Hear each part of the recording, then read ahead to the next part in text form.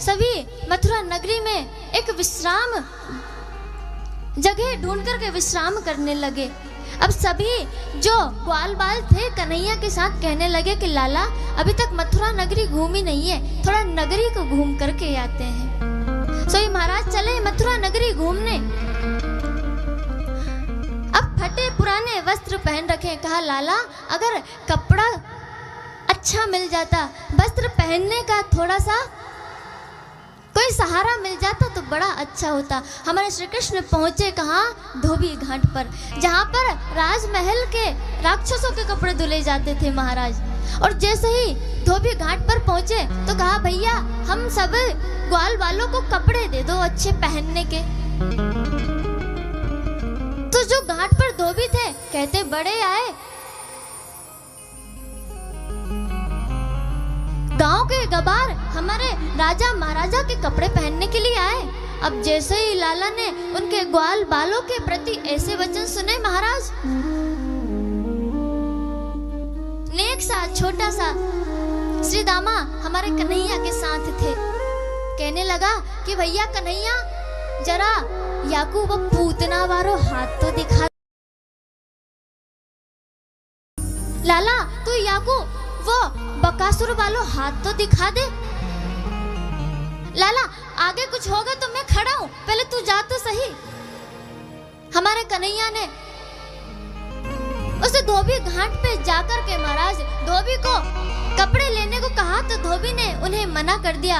हमारे कन्हैया ने मुष्टिका का प्रहार उस धोबी के मुख पर किया महाराज, और धोबी धड़ाम से उस धोबी घाट पर गिर गया और गिरकर महाराज उसके प्राणांत हो जाते हैं। पूरे धोबी घाट पर हल्ला मच गया, अरे पूतना को मारवे वारो आ गयो, हमारे बकासुर तृणावत को मारवे वारो आ गयो, भागो भागो भैया नहीं तो आज हम भी हमारे प्राणों से हाथ धो बैठेंगे। सभी डर करके भागने लगे महाराज। अब सभी ने अपनी अपनी पसंद के कपड़े पहन लिए और कपड़े पहन के चलने लगे। लेकिन हमारे जो ग्वाल बाल है महाराज, 2-2, 4-4 फीट के छोटे छोटे ग्वाल बाल, और कपड़े किसके पहने हैं? जो 50-50 फीट के राक्षस थे उनके कपड़े पहन के चल रहे हैं। मानो उस मथुरा नगर में नगर पालिका का तो कोई काम ही नहीं रहा। कपड़े पहन के चलते यहाँ और आधे रास्ते तक झाड़ू निकाल के जाते हैं महाराज। हाथ तो उनका यहीं रह गया, आस्तीन इतनी लंबी लंबी महाराज की जो नीचे घिसाती घिसाती चलती है। कहा लाला कपड़े तो मिल गए पर कपड़ों का थोड़ा सा नाप सीधा हो जाता तो बड़ी कृपा होती। एक दर्जी के पास गए, दर्जी ने कपड़े नाप के करके दिए। आगे चल करके माली के पास पहुंचे, उस माली ने सुंदर सी माला पहना दी, माली को आशीर्वाद दिया और आगे चल के कि लाला सब हो गया बस चंदन और मिल जाए। आगे चले तो एक 3 जगह से टेढ़ी औरत हाथ में चंदन का कटोरा लेकर के महाराज कंस के पास जा रही थी। श्री कृष्ण ने पीछे से आवाज लगाई, अरे ओ सुंदरी। वो 3 जगह से टेढ़ी औरत, बताओ वो सुंदरी हो सकती है?